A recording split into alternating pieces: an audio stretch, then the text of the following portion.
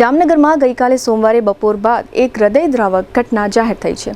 શહેરની જીજી હોસ્પિટલ પાછળ આવેલી સરકારી નર્સિંગ હોસ્ટેલમાં રહેતી અને નર્સિંગનો અભ્યાસ કરતી દેવભૂમિ દ્વારકા જિલ્લાના કલ્યાણપુર તાલુકાના ચૂર ગામની વતની એવી 24 વર્ષીય વિદ્યાર્થિનીનો મૃતદેહ નાગેડી ગામ નજીકના લહેર તળાવમાંથી મળી આવતા સમગ્ર નર્સિંગ કેમ્પસ અને પરિવાર પર શોકનું મોજું ફરી વળ્યું છે। પોલીસે સમગ્ર મામલે તપાસ શરૂ કરી છે। પોલીસ સમક્ષ જાહેર થયેલી વિગતો અનુસાર કલ્યાણપુર તાલુકાના ચૂર ગામની રહેવાસી 24 વર્ષીય વનિતાબેન દેથરિયા જામનગરની સરકારી નર્સિંગ હોસ્ટેલમાં રહી નર્સિંગનો અભ્યાસ કરતી હતી। ગઈકાલે સોમવારે સવારે આ યુવતી હોસ્ટેલમાંથી બહાર નીકળ્યા બાદ પરત ફરી ન હતી। ત્યારબાદ નાગેડી ગામ પાસે આવેલા લહેર તળાવ વિસ્તારમાં તેણીનો મૃતદેહ મળી આવ્યાનું ગઈકાલે સોમવારે બપોર બાદ જાહેર થયું હતું। આ ઘટના સ્થાનિક પોલીસને જાણ કરવામાં આવી અને પોલીસ તાત્કાલિક સ્થળ પર પહોંચી હતી।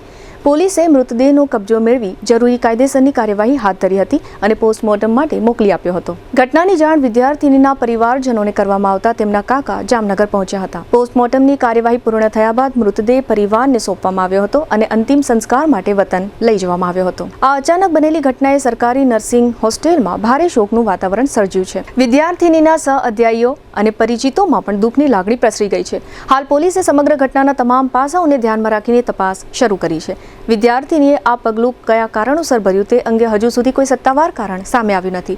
પોલીસ વિવિધ દિશામાં તપાસ કરી રહી છે અને તપાસ પૂર્ણ થયા બાદ જ ઘટનાનું ચોક્કસ કારણ સ્પષ્ટ થઈ શકશે।